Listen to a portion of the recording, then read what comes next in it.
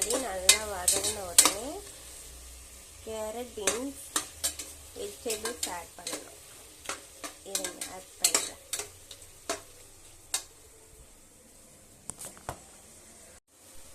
Next carrot, beans add பண்ணணும்.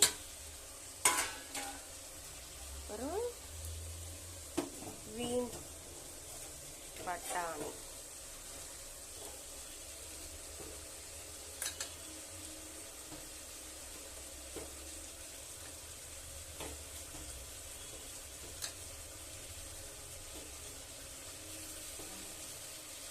நல்லா வதக்கிக்கணும்.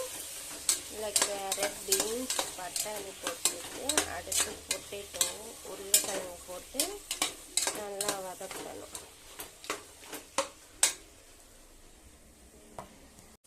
நெக்ஸ்ட்டு மல்லி புதினா வதக்கி வச்சுருக்கேன், அதெல்லாம் போடணும். அறுத்து வச்சுட்டு குட்டி குட்டிக்கலாம் அதை போட்டு நல்லா வதக்கணும்.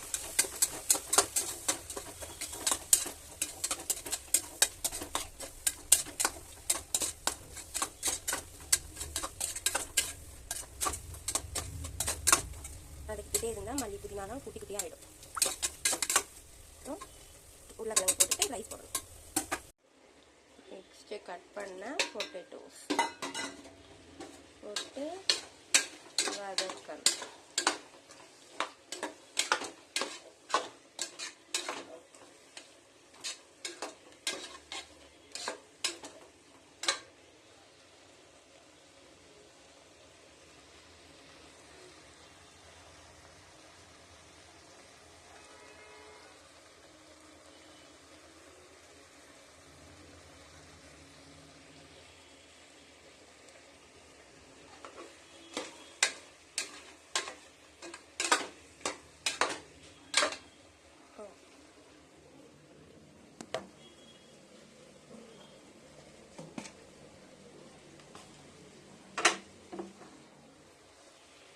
அடுத்து மசாலா போடணும்.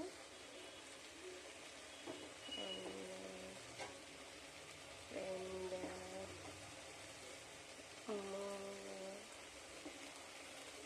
3 கம்மியாகவே போட்டுருக்கேன்.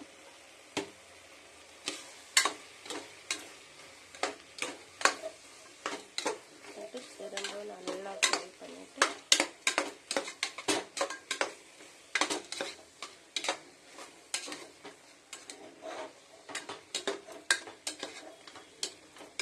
நல்லா கலர் சேஞ்ச் ஆகணும். அடுத்து ரைஸ் கழுவிட்டு இதில் மிக்ஸ் பண்ணி சால்ட் போட்டு ஒரு ப்ரெஷர் குக்கர் போட்டால் போதும்.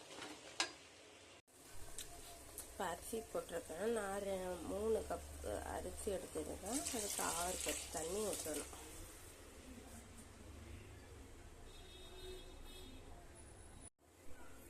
உப்பு நான் 4 பேர் சாப்பிட்ற அளவுக்கு போட்டிருக்கேன். இவ்வளோ போட்டிருக்கேன். இன்னும் கொஞ்சம் உங்களுக்கு எவ்வளோ தேவையோ இவ்வளோ போட்டு நல்லா ஒரு கிண்டு கிண்டிட்டு அரிசி நல்லா ஊறிடுச்சு. அதனால் இது வந்து ஒரு விசில் போட்டால் போதும்.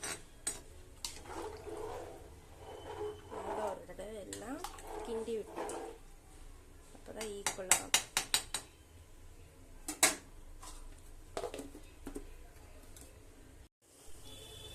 ஒரு விசில் போட்டிருக்கேன்.